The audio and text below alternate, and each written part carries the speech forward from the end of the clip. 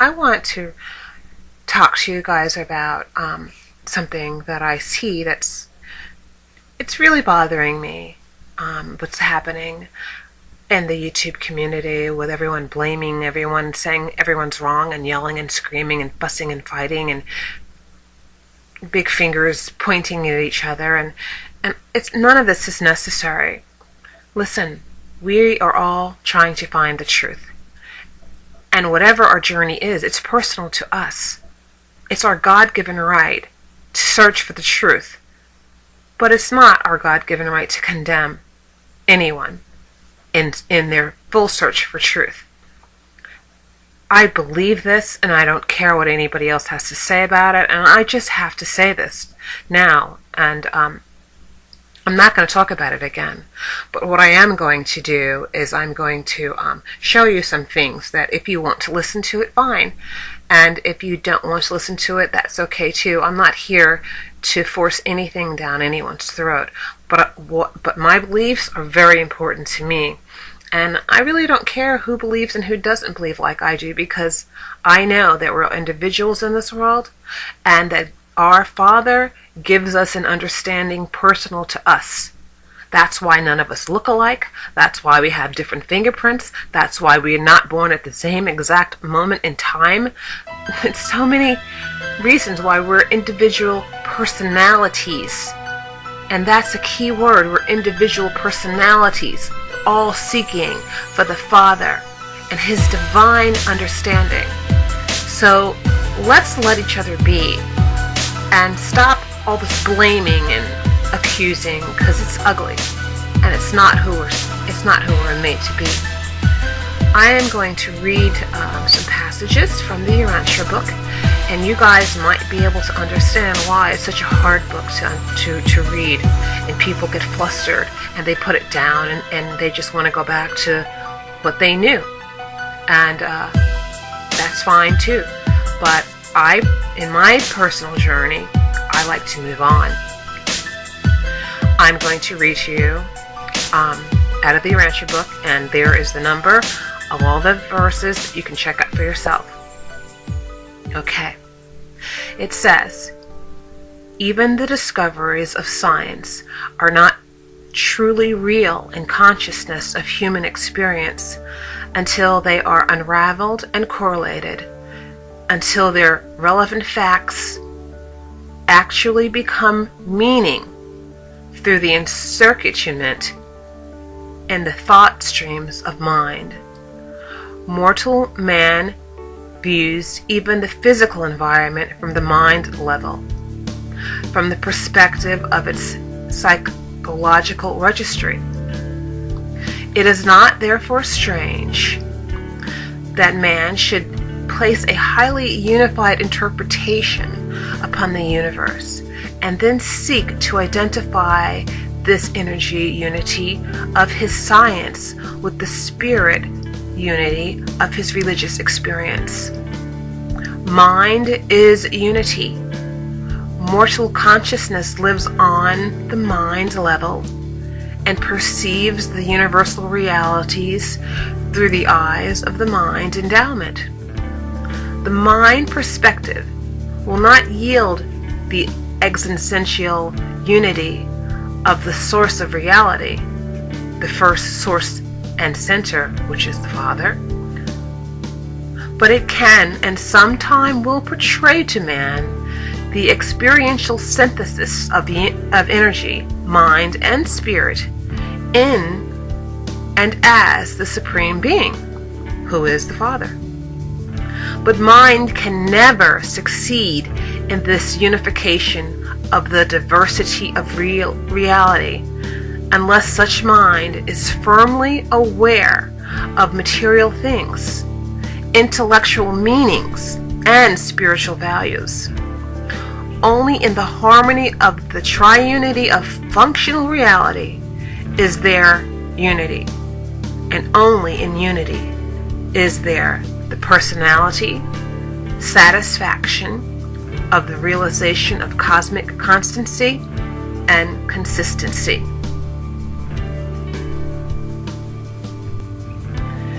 Unity is best found in human experience through philosophy. And while the body of philosophic thought must ever be founded on material facts, the soul and energy of true philosophic dynamics is mortal, spiritual insight. Evolutionary man does not naturally relish hard work. To keep pace in his life experience with the impelling demands and the compelling urges of a growing religious experience means incessant activity and spiritual growth, intellectual expansion, factual enlargement, and social service. There is no real religion apart from a highly active personality. Therefore, do the more indolent of men often seek to escape the rigors of truly religious activities by a species of ingenious self-deception through resorting to a retreat to the false shelter of stereotyped religious doctrines and dogmas. And this is exactly what Christ came to stop. He gave us freedom because he had a mission, and he completed his mission so that we would not have to be condemned, and that we can live our lives truly through his love. But let me go on. But true religion is alive. Intellectual crystallization of religious concepts is the equivalent of spiritual death. You cannot conceive of religion without ideas. But when religion once becomes reduced to only an idea, it is no longer religion. It has become merely a species of human philosophy. So what I feel like that this is very particular to my thinking in these days, in that there's nothing actually wrong with the Bible. There's nothing wrong with it except there is the truth and the lie. And you can't look at a book and believe that it's the Word of God when that's the whole mission of Jesus Christ to come. So we can look to Jesus as the Word, and Jesus was all about freedom and not condemnation. But for some reason, this YouTube community is all about condemnation. But I digress. Evolutionary man does not naturally relish hard work. To keep pace in his life experience with the impelling demands and the compelling urges of a growing religious experience means incessant activity and spiritual growth, intellectual expansion, factual enlargement, and social service. And the way that we get there is through living our lives in freedom and not being afraid that somebody's going to condemn every word you say or point their fingers at you. It's living life as a whole and engaging in all possibility, all science, all philosophy, and all revelations to it.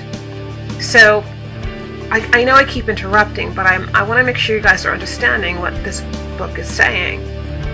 And I'm looking at the book as a book of information. It's a tool, but it's a very wise tool. So I go on, or Urantia goes on and states, there's no real religion apart from a highly active personality. Therefore, do the more indolent of men often seek to escape the rigors of truly religious activities by living in the whole, by a species of ingenious self-deception through resorting to a retreat to the false shelter of stereotyped religious doctrines and dogmas. But true religion is alive. Intellectual crystallization of religious concepts is the equivalent of spiritual death.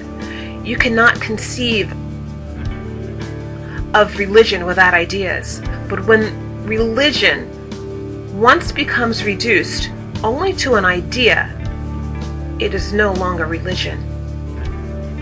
It has become merely a species of human philosophy.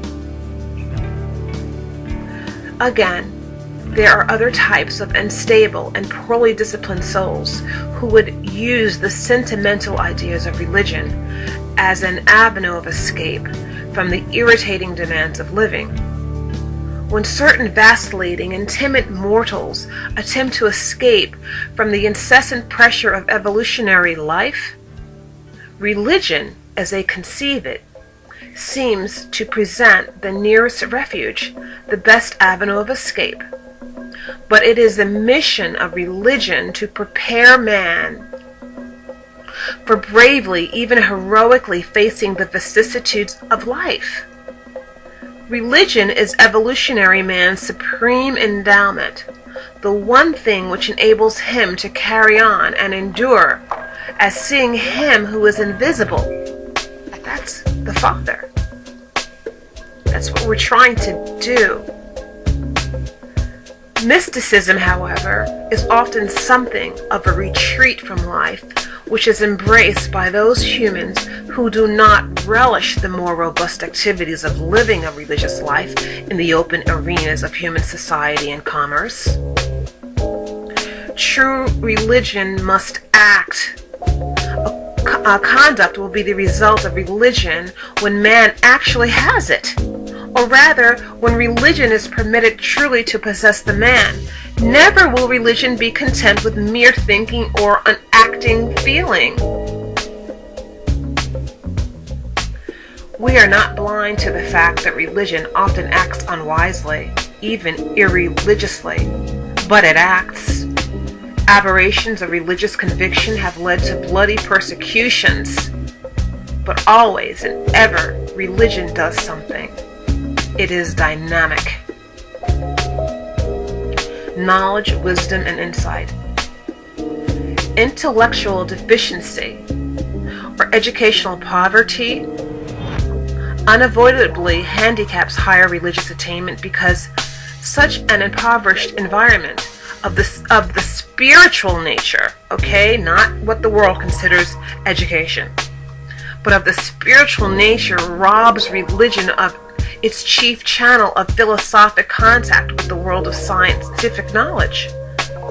The intellectual factors of religion are important, but their overdevelopment is likewise sometimes very handicapping and embarrassing. That's why you can have a guy, let's just say, some people would call him like a trailer trash or whatever finger you want to point at him. But he has such a spirit. He is so spiritually educated that you love him and you want to listen to him, while another one lives up on a house on a hill and wears suits every day, and he is a thief and a robber and a wolf. We're talking about intellectual and education richness. Those are the things that help us all understand why Christ came and why we must put down our warring efforts and just ask him for these revelations.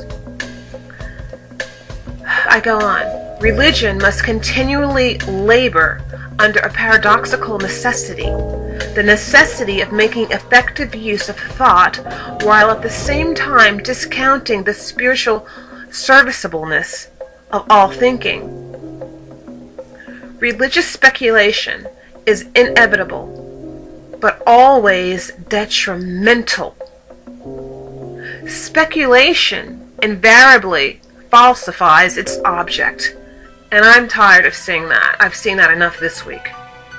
Speculation tends to translate religion into something material or humanistic, and thus, while directly interfering with the clarity of logical thought, it indirectly causes religion to appear as a function of the temporal world. It's the very world with which it should everlastingly stand in contrast to. Don't you understand this? Therefore, will religion always be characterized by paradoxes? The paradoxes resulting from the absence of the experiential connection between the material and the spiritual levels of the universe. Urantia Book, the super-philosophic sensitivity for truth discernment and unity perception. And if you want to understand Urantia Book a little bit better, you're going to have to read Urantia. I go on. Material feelings, human emotion, lead directly to material action, selfish acts. Religious insights, spiritual motivations, lead directly to religious actions, unselfish acts of social service and altruistic benevolence. Religious desire is the hunger quest for divine reality. Religious experience is a realization of the consciousness of having found God. And when a human being does find God, there is experienced within the soul of that being such an indescribable restlessness of triumph and discovery that he is impelled to seek loving service, contact with his less illuminated fellows, not to disclose that he has found God, but rather to allow the overflow of the welling up of the eternal goodness within his own soul to refresh and ennoble his fellows. Real religion leads to increased social service, not social condemnation. Science, knowledge, leads to fact consciousness. Religion, experience, leads to value consciousness. Philosophy, wisdom, leads to coordinate consciousness. Revelation, which here in this world is a substitute for Urantia Book, leads to the consciousness of true reality, while the coordination of the consciousness of fact, value, and true reality constitutes awareness of personality reality, maximum of being, together with the belief in the possibility of the survival of that very personality. Yes, our personalities were given to us by God, and we will never lose them, ever. They will only grow in the understanding of perfectionism. Knowledge leads to placing men, to originating social strata and caste. Religion leads to Religion leads to serving men, thus creating ethics and altruism. Wisdom leads to the higher and better fellowship of both ideas and one's fellows. Revelation liberates men and starts them out on the eternal adventure. I'd much rather be there.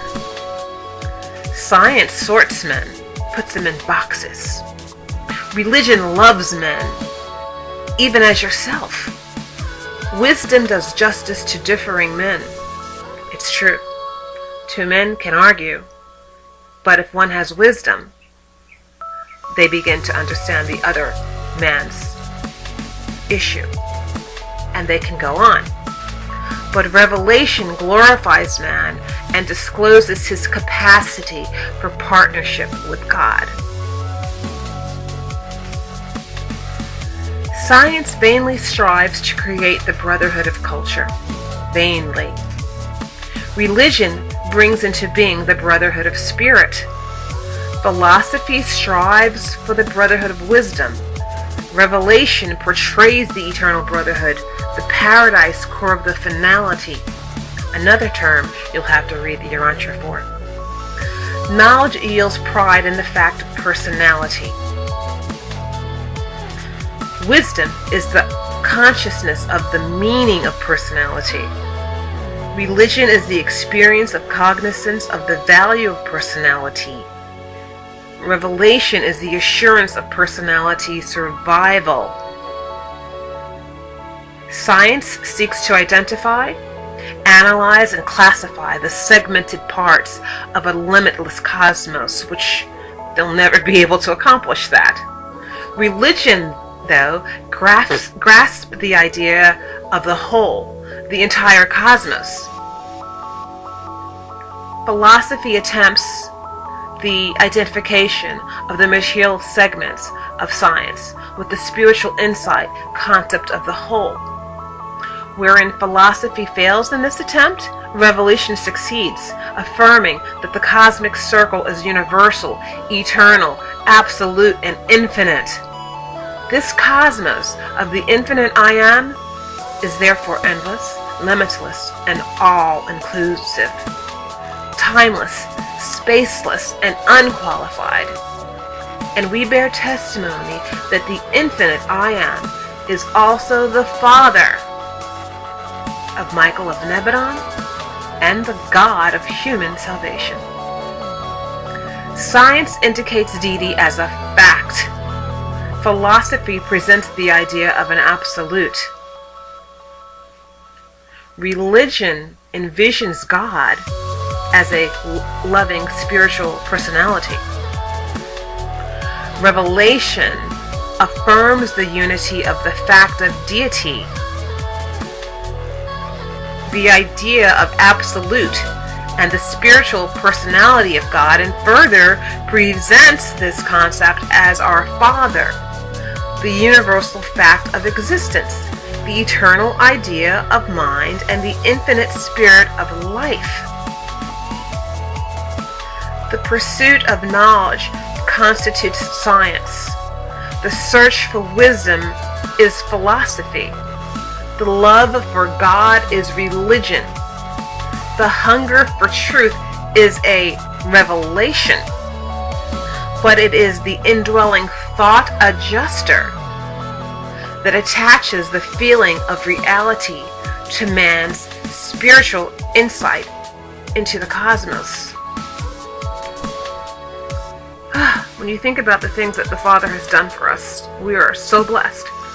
And I wish that we all could just come to the realization and start finding ways to agree with each other rather than ways to disagree.